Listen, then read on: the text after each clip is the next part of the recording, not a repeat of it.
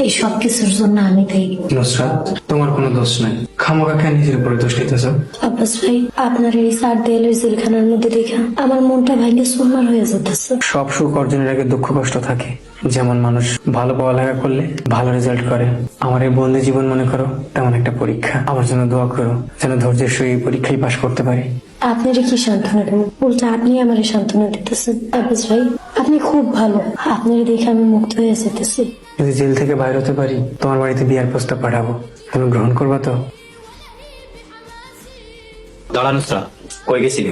একটু সদরে গেছিলাম আব্বা, আমার অনেক টায়ার্ড লাগতেছে, আমি ঘরে যাই। দাঁড়া, সদর কেন গেছিলি? কি হইলো? কথা কস না কেন? তুই মাঠ বড় ছেলে আব্বাসটা দেখতে থানায় গেছিলি? মিশা কথা কবি না, রকম তোরে দেখছে। আমার এখন ইচ্ছা করতেছে থাপড়া দিয়ে তোর কানসা ফাটাইয়া ফেলাই। আব্বাস চোরার সাথে দেখা করতে থানায় গেছিলি? ছি ছি ছি। ভাবি, মিজান ভাই, এদিক দিয়ে যাইতেছিলাম, ভাবলাম ভাবির লগে একটু দেখা করে যায়। আপনার লগে একটা জরুরি কথা আছে, মানে কোন কথা। শিপন ভাই তো আরেকটা বিয়ে করতেছে। হায় আল্লাহ, কি শুনাইলেন? কারে বিয়ে করতেছে? আমগো ইমাম সাহেবের মাইয়া নুসরাত। হায় আল্লাহ, এখন আমি কি করব? আপনি এত চিন্তা করতেছেন কেন? আমি আছি না আপনার সাথে। আমি আপনার সব চাহিদা পূরণ করে দেবো, সব তালা মিটাই দেবো। আব্বা সাহেব, এই দুইটারে মহিলা জেলে রাখছিলাম, কিন্তু মহিলা হাজতি আসায় এদেরকে এখানে নিয়ে আসতে হয়েছে। আপনার কোনো অসুবিধা হলে জানাই। না দারোগা সাহেব, কোনো সমস্যা হবে না। কেমন আছিস তোরা? কত কস না কেন? তোরা কেন এমন করলি? আমি তো ভালো হয়ে যেতে চেয়েছিলাম, নামাজ পড়া শুরু করছিলাম, বাড়ির কাজ করতেছিলাম, আমি তো তোকে কোনো ক্ষতি করি নাই। তাহলে তোরা কেন এমন করলি আমার সাথে? কি বাবা, কোন সমস্যা? আজকে বাড়িতে নিজাম ভাই আইছিল। নিজাম ভাইয়া আমার সাথে অসভ্যতা করার চেষ্টা করছে।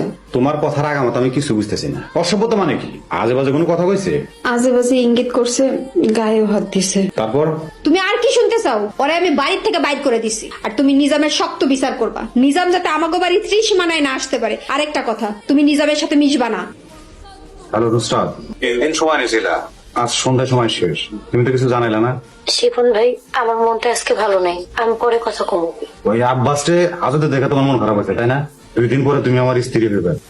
আমি তোমার কাছে আশা রাখি ওই আব্বাস চোরারে তুমি ভুলে যাবে। হে আল্লাহ, আজ আমি বিনা দোষে দোষী। হে আল্লাহ, তুমি ছাড়া আমার কোনো ইলাহা নাই, আমারে রক্ষা করো মাবুদ। বাকি জীবন মুক্ত বাতাস তোমার ইবাদত করতে চাই, বাবা মায়ের সেবা করতে চাই, দুঃখী আর মুসলিম মানুষের সেবা করতে চাই।